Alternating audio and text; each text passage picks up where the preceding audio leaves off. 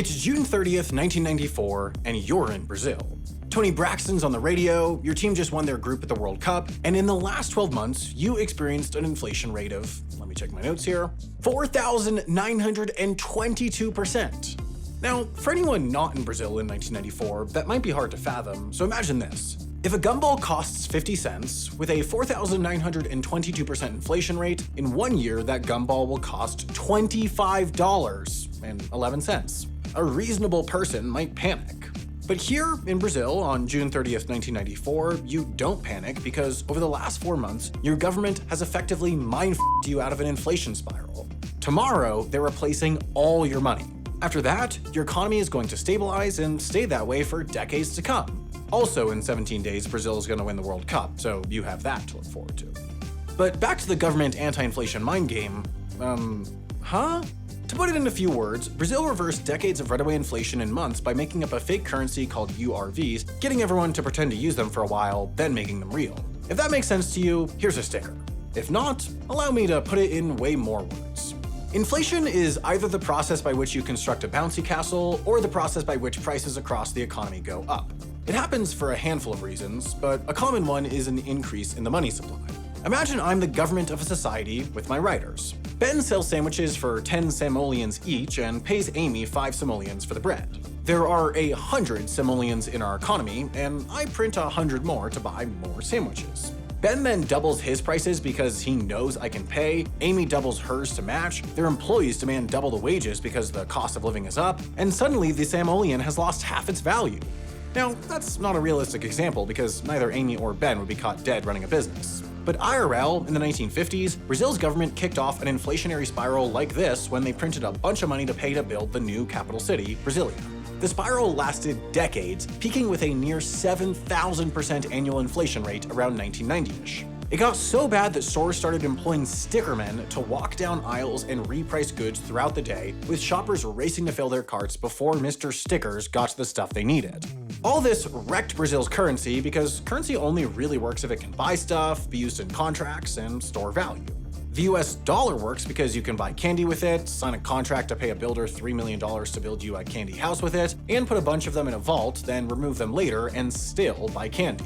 But Brazil's Cruzeiro, by the early 90s, couldn't really do these things. Contracts were getting written up in USD for stability.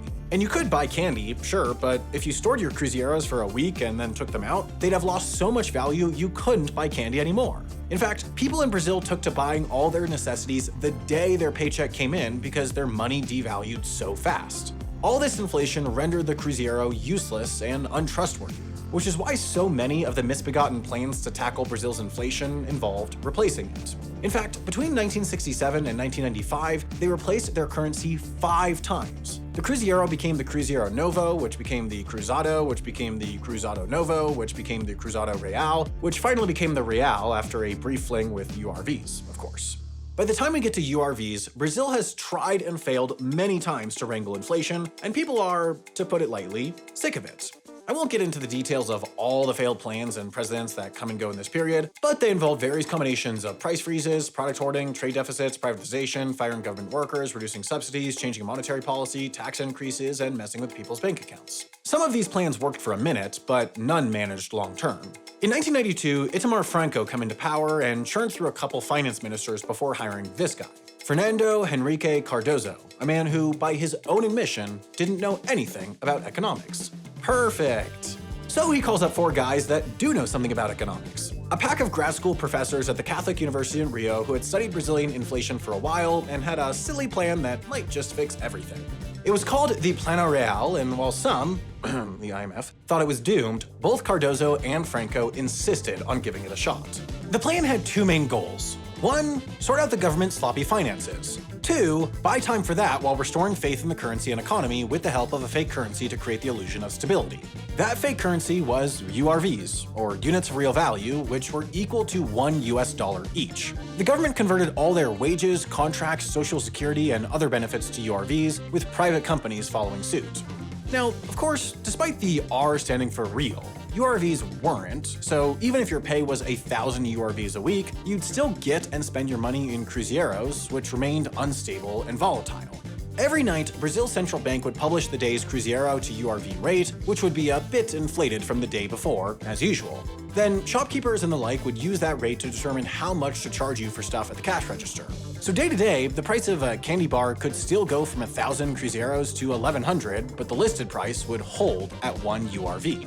And while adding mental math to people's already busy lives seems like insult to injury, the illusion of the URV was immensely helpful. See, a lot of what made the Cruzeiro and the whole Brazilian economy so unstable was that everyone thought they were unstable. Inflation happens, in part, because people think it's gonna happen. So having prices and wages appear steady as the government sorted out its debts and monetary policy really did slow down the inflationary spiral. Like I said, from June 1993 to June 1994, final year of the Cruzeiro, inflation was at 4,922%. But for the calendar year 1994, including the whole Plano Real and a bit of its aftermath, it was a high but way better 916%. In 1995, inflation was just 22%. Still high in the grand scheme of things. When we were freaking out about inflation in the US in 2022, it was 8.3%, but nevertheless impressive. This had costs, to be clear. There was a recession after, and the sticker man lost his job, but to Brazil, a stable economy was worth it. So while the URVs worked their psychological magic from February to June, the central bank prepared to stick the landing. See, the URV was a fake currency, but on July 1st, it was going to become real. Sorry, misread that. On July 1st, it was going to become real.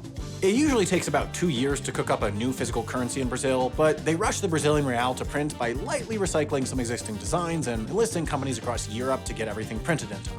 In April of '94, they started distributing 940 million reals of notes and 688 million reals of coins to banks across the country, and on July 1st, the new currency officially launched, with 1 URV equaling 2,750 Cruzeiro reals, equaling 1 real, which was loosely pegged to the value of the US dollar.